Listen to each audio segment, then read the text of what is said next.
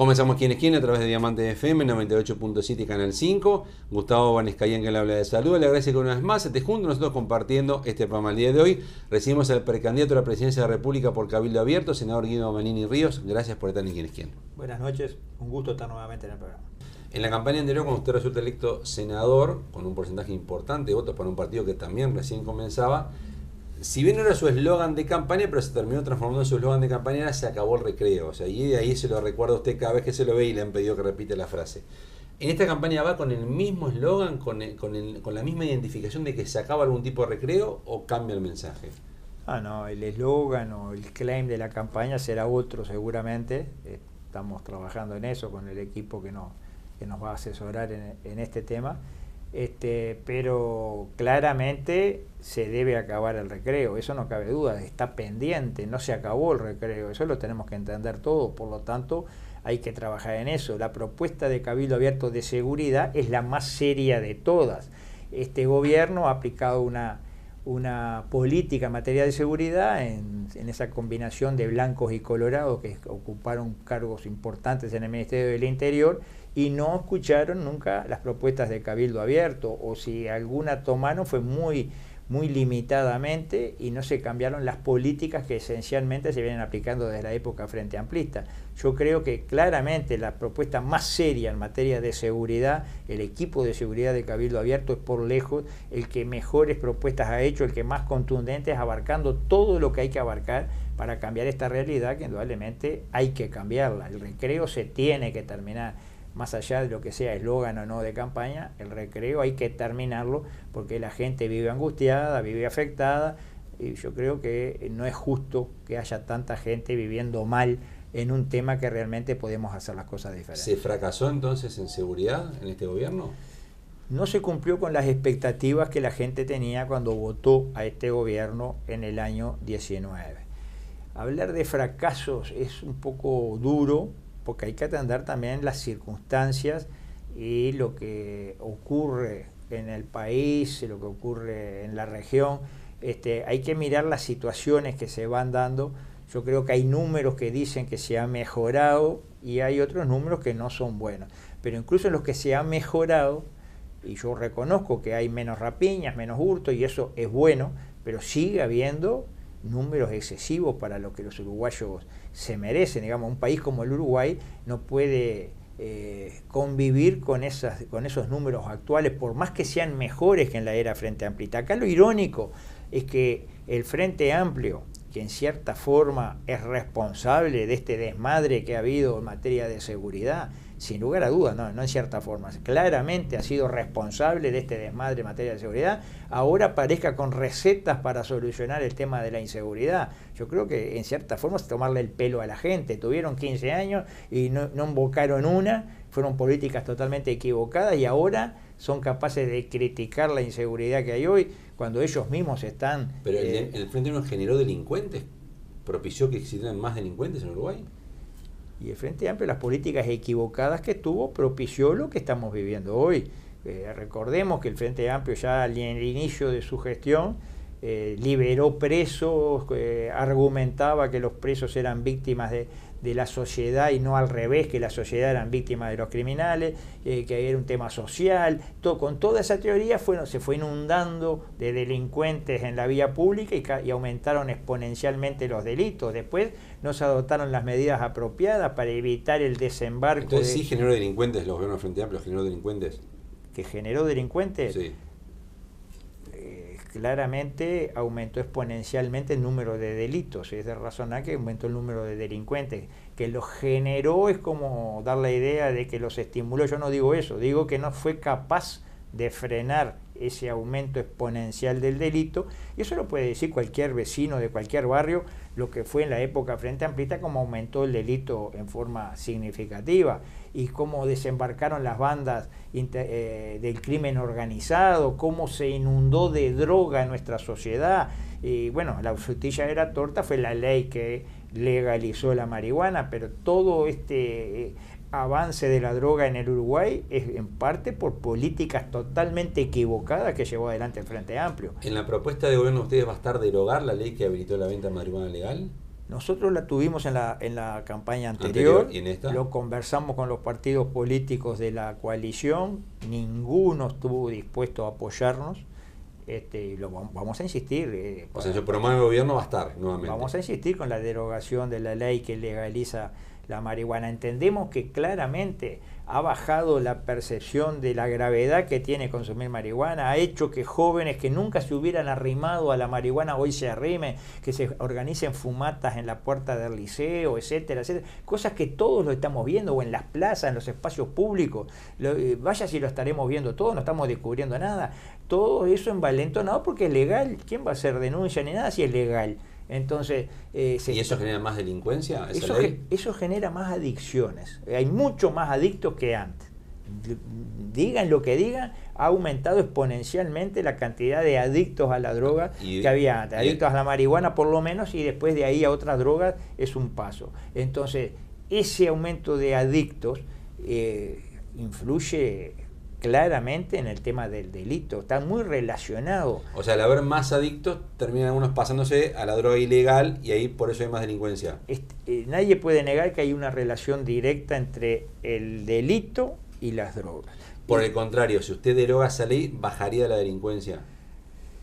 Al derogar esa ley y tomar todas las medidas que hay que tomar para limitar el consumo, que es mucho más que eso, desde una campaña pública de sensibilización, desde una acción directa y muy efectiva en las escuelas y en los liceos, incluyendo en la currícula, hablar de este tema del daño que ocasiona la droga. Si hacemos todo lo que hay que hacer, se va a bajar el consumo sin lugar a dudas. No, pero si no se deroga esa ley, no. Bueno, si no se deroga esa ley, habrá una herramienta o habrá algo que está en contra de las políticas de achicar esto, porque si uno va y lo consigue en la farmacia, si se puede fumar libremente sin ningún tipo de penalización en cualquier espacio, etcétera, bueno, estamos en contra de la política de achicar ese consumo, que yo creo que es necesario, pero basta, nosotros los que vivimos algunos años, podemos comparar lo que era hasta hace 20, 30 años, que hablar de fumar marihuana era una cosa, y lo que es hoy. Hoy se normalizó totalmente. Y yo pregunto, ¿los jóvenes que hoy fuman marihuana no saben que ocasiona daños irreversibles a nivel de las neuronas? ¿No saben que le genera problemas de concentración que le evitan o le impiden estudiar como tienen que estudiar? ¿No saben que están condicionando su futuro, se están agrediendo el físico? No lo saben porque nadie está en esa campaña, yo diría, agresiva que hay que implementar de una vez por todas. Nosotros estamos promoviendo esa campaña, estamos promoviendo todas las medidas posibles. Repito, si no se ataca firmemente el tema de las drogas, no va a haber solución al tema de la inseguridad. Atacar firmemente es derogar la ley que legalizó la droga. Es parte de las políticas, derogar la ley, la campaña de sensibilización a todo nivel, seguir combatiendo al narcotráfico a todo nivel. Eso, no baja esto, va a seguir igual. Y yo digo, hay una máxima que dice, si haces más de lo mismo, vas a tener los mismos resultados. ¿Falta mano dura?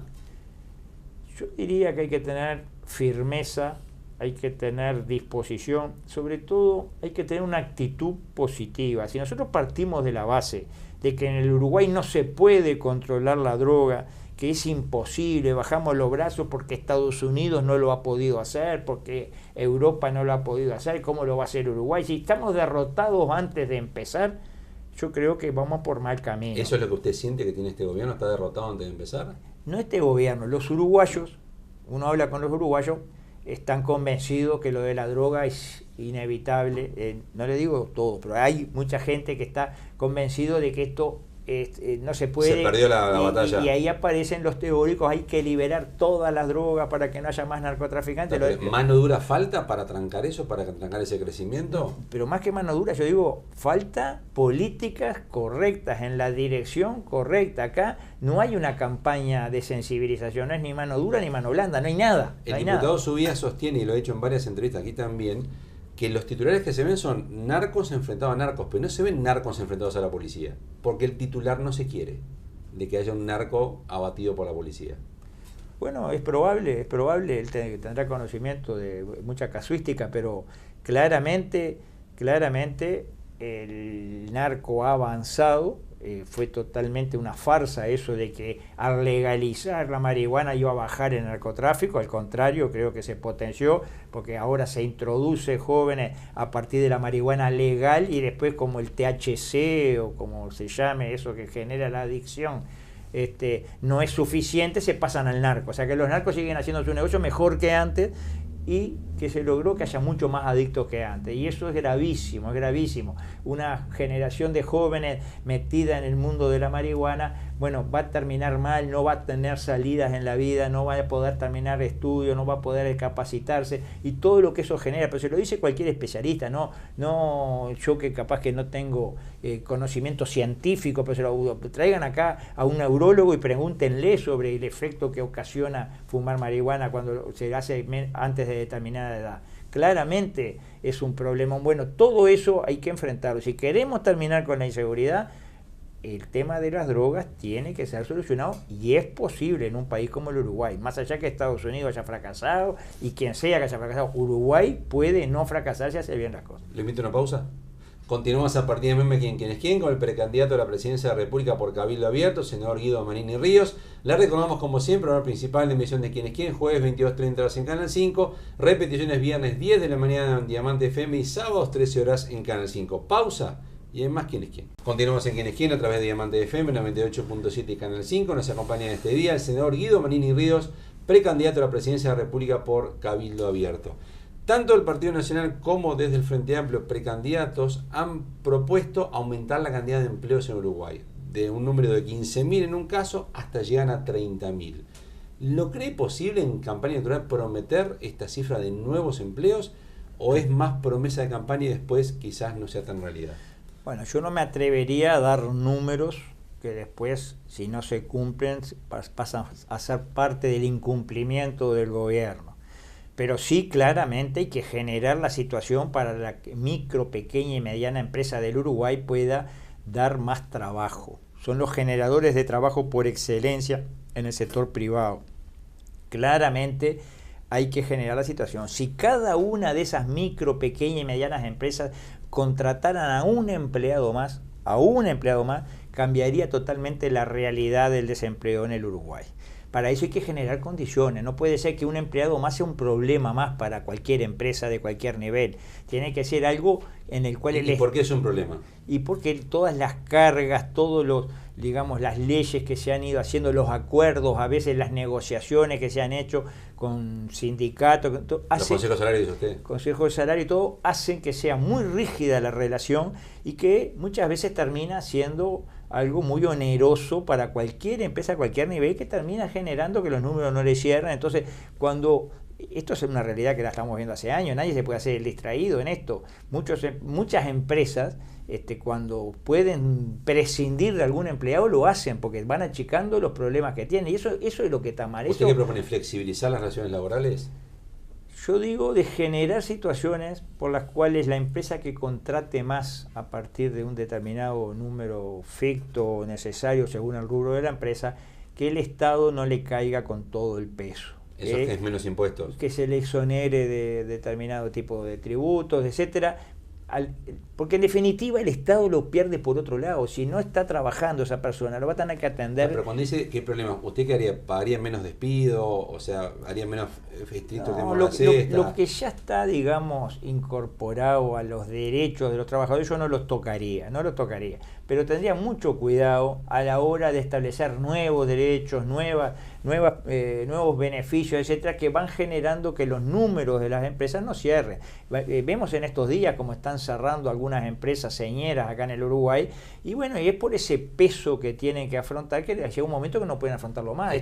Esto se suma al atraso cambiario, un montón de cosas que van generando que los números no cierren. ¿Está de acuerdo con reducir la jornada laboral o sería un peso para las empresas? Bueno, reducir la jornada laboral así sin más, cuando no se exige por otro lado la productividad acorde. Si usted me dice en las 6 horas van a hacer lo mismo que hoy hacen en 8, se puede discutir. Ahora, reducirlo para que tengan más tiempo libre, me parece que es complicar más a las empresas y es asegurar más desempleo en el futuro. Hay una suerte de egoísmo. Al que hoy está trabajando, todos los beneficios, todas las ventajas, mejores condiciones de trabajo, menos horas, es favorecido claramente por cada una de ellas, pero le estamos cerrando el paso a los nuevos, a los que no tienen trabajo. No los dejamos ingresar al mercado de trabajo porque ninguna empresa con esas condiciones va a querer incorporar más gente. Entonces, es un problema que hay que mirarlo en su conjunto.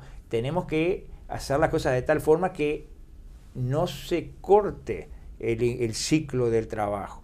Entonces, para mí, el prometer números de puestos, cantidad... Usted no se anima a ningún número, ni 10 empleos más. Yo no diría ni... Sí, porque aparte lo hemos hecho. Nosotros no venimos acá con promesas de año electoral, lo hemos hecho por escrito. Yo mismo le entregué al presidente de la República, a las autoridades económicas, un documento con 22 puntos para darle oxígeno a la micro, pequeña y mediana empresa nacional, con ese espíritu de que puedan tener espacio para contratar más empleados. Ese es el verdadero mercado de trabajo, digamos, incentivado, de esa forma, dándole condiciones, realidades. Cuando viene una empresa extranjera a instalarse en el Uruguay, lo primero que le dice al gobierno, no, si no me das tal y tal concesión, exoneración o beneficio, no vengo. Y el gobierno se los termina dando, ya sea zona franca, le compramos la energía que le sobra al precio que ellos marcan, le hacemos la vía de ferrocarril, lo que sea, le damos todo a la empresa extranjera que viene, porque si no, no viene. ¿Y qué quiere decir eso? Que el trabajo nacional, que no tiene ninguno de esos beneficios, de esas exoneraciones, está compitiendo con reglas de juego que hacen que el negocio no sea bueno. ¿Se gobernó para los Mayaoro en este gobierno? Yo creo que hace mucho tiempo en este país se están aplicando políticas que tienden a concentrar en grandes empresas, a favorecer a grandes empresarios y, por otro lado, asistir a aquellos que quedaron afuera, los marginales, ¿no? Y tener un mundo de trabajadores dependientes de grandes sindicatos que negocian con esas grandes empresas. O sea, ¿pero esos son Mayaoro, esas grandes y empresas? En el medio sí, es el ataque sistemático a la clase media. Acá se está matando sistemáticamente al mediano, al chico, al pequeño empresario. Se favorecen grandes superficies, generalmente capitales extranjeros, que sus ganancias seguramente no quedan en el país, o que pueden quedar o no, y se mata cuando se dan grandes superficies un montón de boliches de barrios, de comercio. Que el gobierno gobernó para los Mayaoro, ¿usted lo ve así? Yo no lo diría, porque aparte en todo caso no este gobierno, los gobiernos frente amplistas fueron También peores. Los gobiernos frente amplistas jugaron para grandes empresarios, para la concentración de la tierra. Hubo sociedades anónimas de centenares de miles de hectáreas, algo que nunca había pasado en el Uruguay. Fue en los gobiernos frente amplistas, en los que cantaban a desalambrar en los años 70, 80. O sea, entonces sí, es así, se ha gobernado para los más pudientes. Yo digo que las políticas que se están haciendo hoy son de espaldas a la clase media uruguaya, que es lo que hay que potenciar. El impuesto, el IRPF que aplicó Astori en el año 2006, ese impuesto va claramente contra la clase media. Pague más el que trabaja más, no el que tiene más.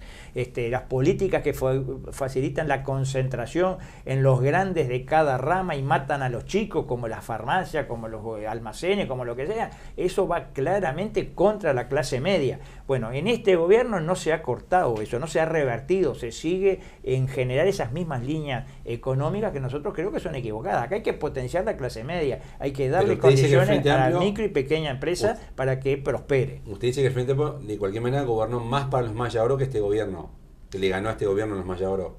Bueno, habría que hacer números, pero la cantidad de empresas micros y pequeñas que cerraron en los años frente amplistas fue tremenda. Habría que ver si le gana o no le gana a la actualidad, pero esta política actual es la continuación de aquella política que en definitiva favorecen a los grandes y matan esa clase media. El chico sigue siendo atendido, aquella gente que queda marginada, sigue siendo atendido por el MIDE, por las intendencias, sigue habiendo esa atención.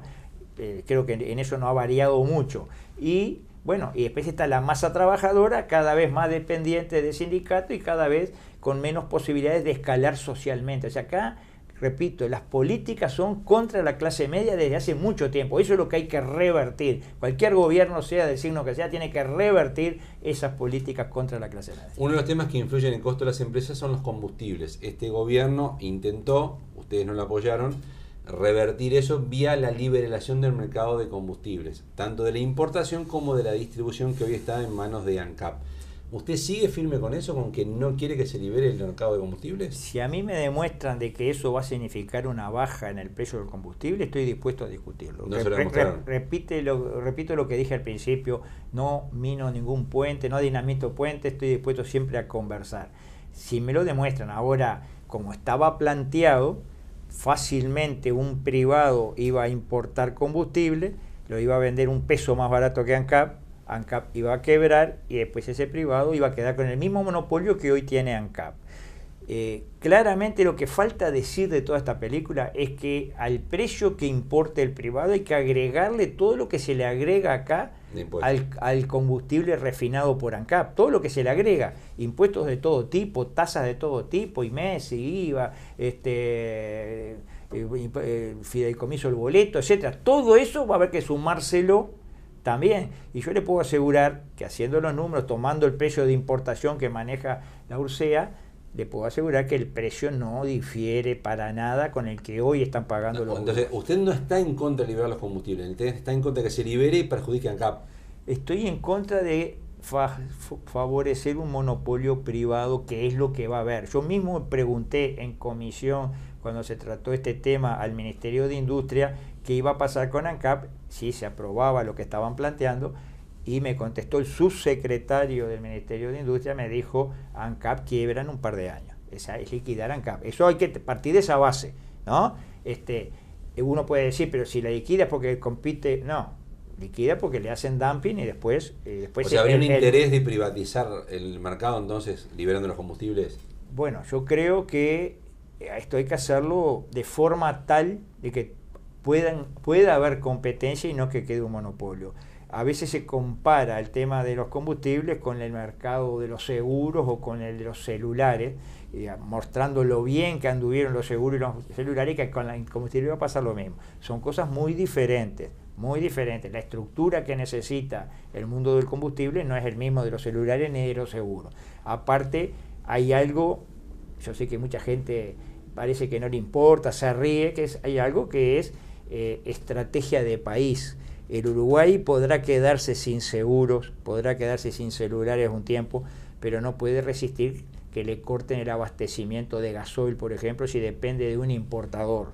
Aquí hubo hace un par de años provincias argentinas que se quedaron sin gasoil. Si nuestro proveedor fuera argentino, seguramente o probablemente podría cortarnos a nosotros ese suministro de gasoil. ¿Usted se imagina el Uruguay una semana o un mes sin gasoil, lo que puede llegar a pasar? Colapsa el país. O sea que hay aspectos que son estratégicos. Y la única forma de proteger a ANCAP es un monopolio, no hay forma de protegerla que no sea un monopolio. No, yo digo que ANCAP, primero que nada, tiene que dedicarse a su esencia, que es el mundo de los combustibles, ¿no? Hay cosas laterales que perfectamente. Usted Portland lo sacaría, por ejemplo. Si dan pérdidas, yo no estoy cerrado a hablar de esos temas y voy a hacer las cosas con sentido común. Ahora, uno no puede quedar expuesto a de la noche a la mañana quedarse sin combustible refinado. Proveedores de refinado en el mundo son muy poquitos. Proveedores de crudo son decenas y decenas. Entonces, siempre es más seguro tener la refinería que trabaje. Y le vuelvo a repetir, si al combustible refinado salido de la planta de ANCAP usted le suma todos los costos, los mismos costos se los suma al importado, le va a dar muy similar porque ya está comparado. A ver si termino de entender entonces. Usted dice, si hay un compromiso de país 2 para que la coalición presente en un balotaje, usted dice, no estoy de acuerdo con liberar los combustibles. Por lo menos en las condiciones en las cuales se planteó en la LUC. Si se plantea de otra forma, con otras protección o con una visión atendiendo el evitar el monopolio privado, bueno, tal vez sí. Antes de ir al final y dejar unos segundos para que le diga que nos acompañó, por qué acompañarlo con su voto. Como usted ya sabe que va a ser candidato, por ahora lo presento como pero como candidato a partir del 30 de junio, ¿ya tiene definido quién lo acompaña en la fórmula y va a ser paritaria esa fórmula? Yo no tengo definido nada. El compañero de fórmula o compañera de fórmula lo va a elegir la convención nacional que se elige el 30 de junio, o el Congreso Nacional, como le llamamos nosotros en Cabildo. Ese Congreso reunido va a ser el que va a decir quién es mi compañero de fórmula. Yo hoy por hoy no quiero ni manosear nombres porque va a depender también de cómo se dé esa votación, de las mayorías relativas que haya dentro de Cabildo Abierto. Y eso justamente para algo la ley electoral establece que es la convención. Yo estaría un poco excediéndome en mis facultades y digo hoy va a ser fulano cuando todavía falta toda esa instancia. O sea, la noche del 30 de junio usted no anuncia ninguna fórmula entonces. No, pienso que no. Eso recién hay plazo hasta agosto para hacerlo. Calculo que la convención hará pero que hasta la Corte le diga quiénes son las convenciones y todo, pasa unos cuantos días, o sea, para que usted pueda hacer la convención formalmente. La convención se prevé a principios de agosto. Esa convención, entre las cosas que tiene que hacer ese día, en realidad hay tres temas que legalmente tiene que hacer. Proclamar la fórmula, es decir, en el caso de Cabildo, elegir al compañero de fórmula, el candidato a vicepresidente, aprobar el programa de gobierno del partido, que después se tiene que remitir a la Corte Electoral, y elegir las autoridades del partido. Esas tres cosas las van a hacer las autoridades. ¿Los votos van a marcar quién vaya como compañero de fórmula suyo o es un dato más, lo que vote cada agrupación? Bueno, los votos van a marcar, pero siempre considerando qué es lo mejor para el partido, qué es lo que potencia el partido. ¿Usted quiere alguna de las personas conocidas que hoy tiene Cabildo o podría ser alguien desconocido, un outsider que sea su compañero? Todo puede ser, y no quiero adelantar ningún tipo de nombre porque sería manosear nombres y uno después no sabe si realmente va a ser finalmente lo que se va a concretar. Hay que ver qué es lo mejor para Cabildo Abierto y eso lo decidirían los convencionales. Ahora sí le dejo, como hacemos con todos los precandidatos, los segundos finales para que le diga que nos acompañó en esta entrevista. ¿Por qué votar a Guido Manini como presidente de la República? Yo creo que claramente nosotros hemos sido los que hemos planteado los temas más importantes que afectan a la calidad de vida de la gente. Todos saben que en este país hay serios problemas de endeudamiento, pero solo un partido se atrevió a poner el tema arriba de la mesa. Todos saben que en este país se está por camino equivocado en materia de drogas y solo un partido se ha atrevido a poner el tema arriba de la mesa y criticar lo que se está haciendo en esa materia. Todos saben que la inseguridad pública está mal encarada en muchos aspectos y solo Cabildo ha presentado claramente propuestas para cambiar esa realidad. En materia de trabajo, lo que hablábamos recién, todos saben que hay que potenciar a la micro, pequeña y mediana empresa y Cabildo lo ha hecho. O sea, ¿por qué hay que votar a Cabildo Abierto? Porque es el partido que no le tiembla el pulso, que dice lo que hay que decir en el momento que hay que decirlo y que ha puesto arriba de la mesa todos estos temas y no lo hace en campaña electoral pidiéndole el voto a la ciudadanía, no. Lo hizo desde el primer día de esta administración, con documentos, lo ha hecho en forma clara. Todos saben que no es bueno plantar de eucalipto las mejores tierras del país y solo Cabildo Abierto se atrevió a plantear ese tema que lamentablemente fue vetada la ley. Claramente es el partido que dice las cosas claras. Todos saben que tenemos un problemón con la falta de nacimientos en el Uruguay y solo un partido presentó un proyecto de ley para revertir esa situación. Todos saben que la justicia está funcionando mal y solo un partido presentó un proyecto de ley para instituir el delito de prevaricato para jueces y fiscales. Todos saben que no es bueno que 4 funcionarios comprometan al país por 50 años con concesiones, zonas francas, etcétera, y solo un partido propuso que este tema tenga que pasar por el Senado antes de firmarse ningún compromiso del país. Por esa y muchas razones más, creo que hay motivos para votar a Cabildo Abierto. Senador Guido Manini Rinos de Cabildo Abierto, gracias por ser parte de Quién es Quién. Bueno, gracias a ustedes y como siempre estamos a disposición. Gracias a ustedes por acompañarnos en un programa más. Les recordamos como siempre el horario principal de emisión de Quién es Quién, jueves 22:30 horas en Canal 5. Dios mediante entonces, nos encontramos en un próximo Quién es Quién. Gustavo Vanescayán que le habla de salud. Le recuerda que esto ya es historia.